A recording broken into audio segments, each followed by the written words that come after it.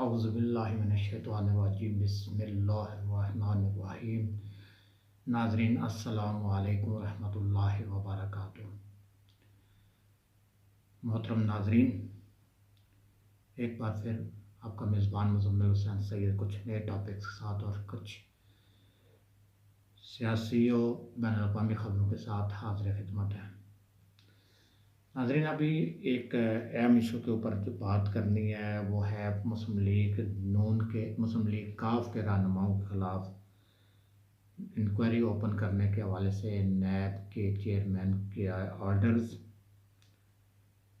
और मुस्लिम लीग काफ के रहनुमा जो हैं वो नैब के रडार पर क्यों आए,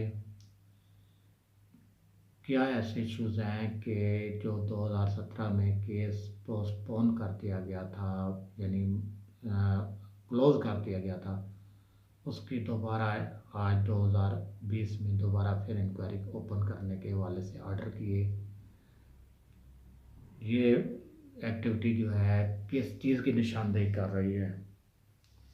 इस पर बात करेंगे। और इसके साथ साथ दूसरा टॉपिक जो है वो हमारा अराब के हवाले से सूरत हाल है, ईरान है और तुर्की की मुत्तहिदा अरब अमारात को वार्निंग है। और इसके साथ साथ जो है अमेरिका चीन कशीदगी और चीन की तरफ से डिजिटल करेंसी के हवाले से ख़बरें जो है वो हमारे टॉपिक का हिस्सा रहेंगी। नाज़रीन, हम पहले ही अहम ख़बर की तरफ आ जाते हैं पाकिस्तान से रिलेटेड। उस ख़बर के मुताबिक मुस्लिम लीग काफ के जो रहनुमा है चौधरी शुजात हुसैन और चौधरी परवेज़ इलाही जो है वो नैब के रडार पर आ गए हैं। और 2017 में जो इंक्वायरी जो उनके ख़िलाफ़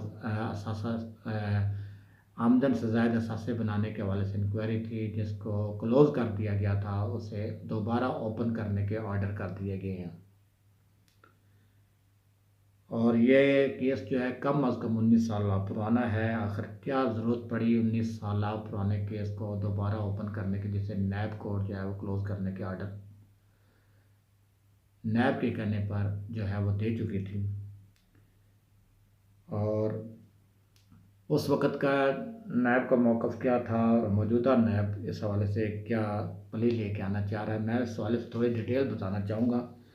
कि ये जो मुकदमा है इसमें 2 अरब 42 करोड़ 48 लाख की करप्शन के इल्ज़ामात हैं चौधरी बरादरान पर। और इस पर 4 जनवरी 2000 में तफ्तीश शुरू हुई थी और जुलाई 2015 में इस हवाले से जो है ये मामला जो है वो क्लोजिंग के करीब आया, जिसमें ये मौक़िफ़ अख्तियार किया गया था 2017 में आकर के हमें जो है इस हवाले से कोई ख़ास शवाहिद नहीं मिले, लिहाजा इस केस को क्लोज़ कर दिया जाए। अब चौधरी बरादरान ने इसके हवाले से क्या लाएअमल अख्तियार किया है, उनका क्या कहना है। उन्होंने कहा जी नैब जो है वो सियासी इंजीनियरिंग के तौर पर इस्तेमाल कर रहा है और नैब को जो है सियासी इंतकाम के तौर पर निशान जो है इस्तेमाल किया जा रहा है। और उन्होंने चौधरी बरादरान ने जो है चेयरमैन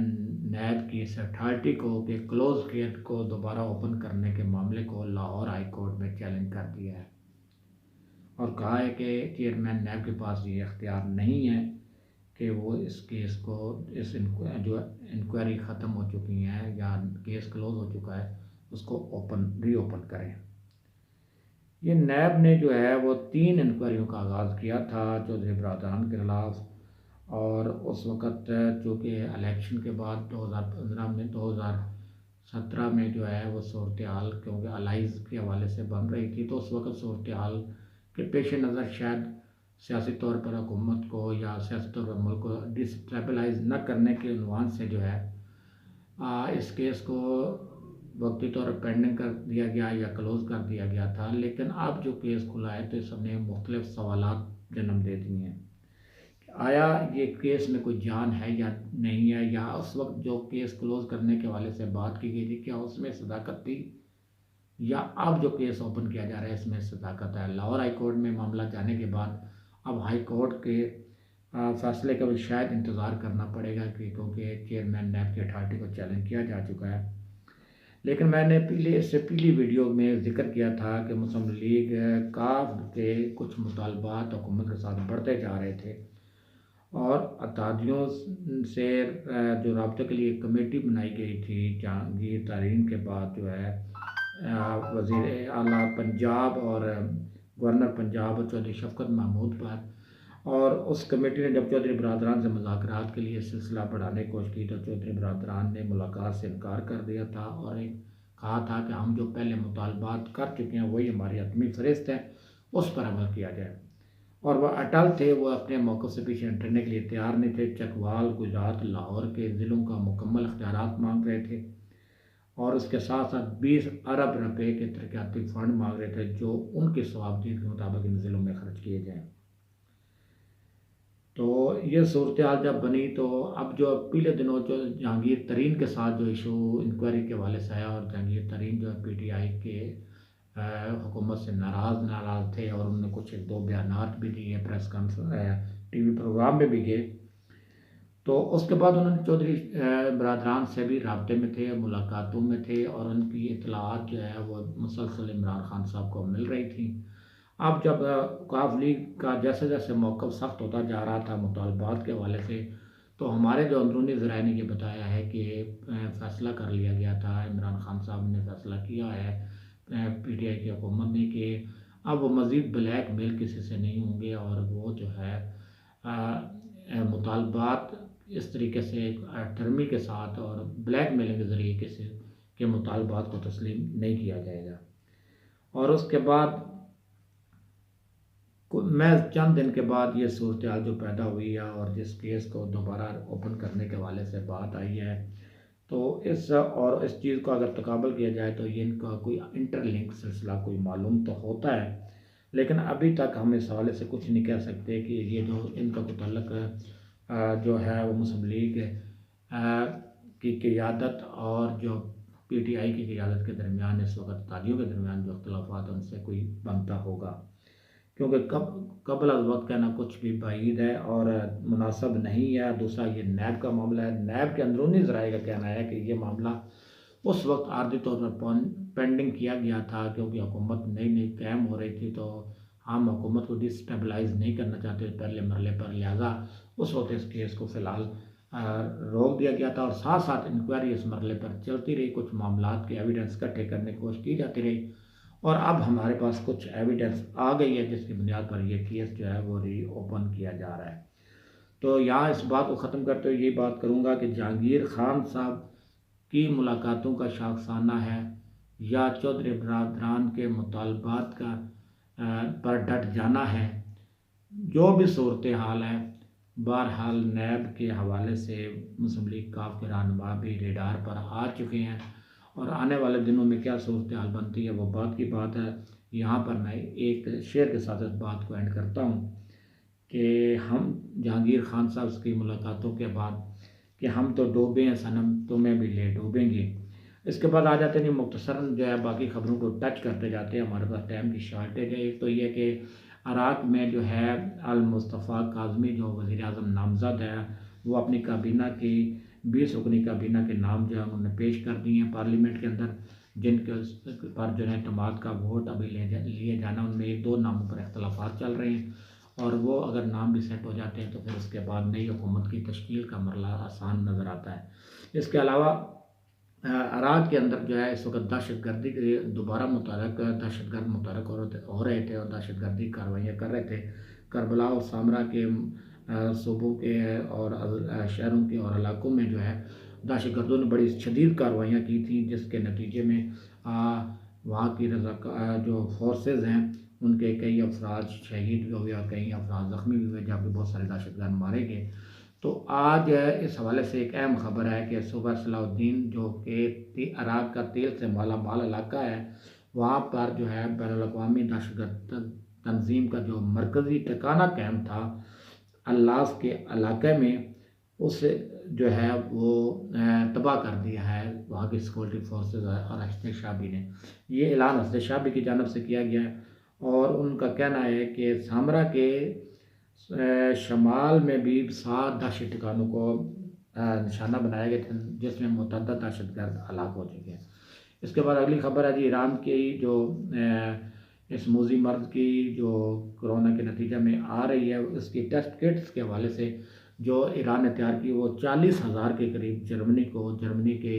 जानब से डिमांड आने पर, ऑफ़र आने पर जो है वो उनको फराहम कर दी गई हैं। इसके अलावा तबी अफ़गानिस्तान और लबनान को भी जो है ये तबी आलात वगैरह इस मौजी मर्ज से निपटने के लिए फराहम किए गए हैं। हाँ जी, लेकिन ये है कि मैं यहाँ एक बात करता चलूँ कि जर्मनी का जो माजी का किरदार है, ईरान का किरदार उससे बहुत ज़्यादा मुख्तलिफ है। कि जर्मनी जो है माजी में जब ईरान इराक वार हो रही थी तो सद्दाम को कीमियाई हथियार फराहम करने वाला मुल्क था और उसने कीमियाई बम फराहम किए थे जो वहाँ पर ईरानी फोर्सेस के ख़िलाफ़ इस्तेमाल भी हुए थे। और जबकि ताज़ा तरीन वाक़या जो है कि हिज़्बुल्लाह लबनान पर जो है वो पाबंदी आयद की है जर्मनी में, और जर्मनी में बहुत सारे लोगों को गिरफ़्तार भी किया और हिज़्बुल्लाह से रिलेटेड जो इस्लामिक सेंटर थे उनको भी बंद कर दिया गया। लेकिन यह है कि दूसरी तरफ जो है ईरान ने जो है वो इमदादी सामान जो है इस तरह के जो तिब्बी आलात पर मुश्तमिल है वो अमेरिका को भी भेजा था स्विट्ज़रलैंड के एम्बेसी के थ्रू, और ये पैगाम दिया था कि तुम्हारी फितरत, ये तुम्हारी आदत और है और हमारी फितरत और हमारी आदत और है। हमें तो ये दर्स मिला है कि इंसानियत की खिदमत करनी है, इंसानियत अगर मुसीबत में तो उसको उसके साथ तावन करना है। अब आ जाते हैं, तुर्की ने जो है मुत्तहिदा अरब अमारात को वार्निंग दी और कहा है, इल्ज़ाम लगाया कि शुमाली अफ्रीका और मशरक़ी वस्ती में जो तबाहकुन पॉलिसियाँ हैं सऊदी अरब की और जो है यूएई की, ये जो है फ़ौरन बंद कर दी जाए। अगर बंद नहीं की तो इसके संगीन नताइज बरामद होंगे। और इस वक्त जो सूरत हाल ये है कि लीबिया में जो हुकूमत मुखालफ बागी ग्रोह है जनरल हफ्तर का, उसको सऊदी अरब और यूएई हमायत कर रहे हैं, और इसी बुनियाद पर, इसी सूरत हाल के साथ साथ यमन के मामलात हैं और दीगर मामलात हैं, तो इस हवाले से ये थ्रेट किया गया और उसे कहा गया कि आप राय रास्त पर आ जाएँ, बसूरत दीगर जो है आपके ख़िलाफ़ भी हम इक़दाम कर सकते हैं। चीन ने की जानब से जो है वो डिजिटल करेंसी का आजमाइशी तौर पर आगाज़ कर दिया गया है और इस वक्त 5 मुख्तलिफ शहरों में इसका आगाज़ किया गया, और इस वक्त ऐलान किया गया है कि जो मुलाजमीन हैं उनको इन 5 शहरों में, जिनमें बीजिंग भी है और बाकी शहर भी हैं, इन सब को जो तनख्वाह मई की है वो डिजिटल करेंसी में फराहम की जाएगी। इसके अलावा अमेरिका चीन कशीदगी में इजाफा हो रहा है, जंगी तैयारियाँ जो हैं वो शुरू हो चुकी हैं, और अमेरिका जो है गुआम अड्डे पर बमबार तैयारे और एयरफोर्स के सैकड़ों एहलकारों को जो है वो तैनात कर चुका है। और इस हवाले से चीन ने भी जो इस ख़तरे को भांपना शुरू कर दिया और वार्न किया है कि अगर किसी किस्म की कोई मुहिमजोई की गई तो उसके संगीन नताइज बरामद होंगे और इन संगीन नताइज को भुगतना पड़ेगा। तो इन्हीं ख़बरों के साथ आपका मेज़बान मुज़म्मिल हुसैन सैयद अब इजाज़त चाहता है। कल नए उन्वान के साथ और नए ख़बरों के साथ दोबारा हाज़िर खिदमत होंगे। उस वक्त तक के लिए इजाज़त दीजिए, और अगर मेरा चैनल सब्सक्राइब जिन दोस्तों ने नहीं किया, प्लीज़ उनसे गुजारिश है वो चैनल सब्सक्राइब कर लें ताकि उनको हमारी ताज़ा तरीन मालूमात और ताज़ा तरीन तज़्किये जो है वो सबसे पहले मिलते रहें। और अल्लाह हाफिज़।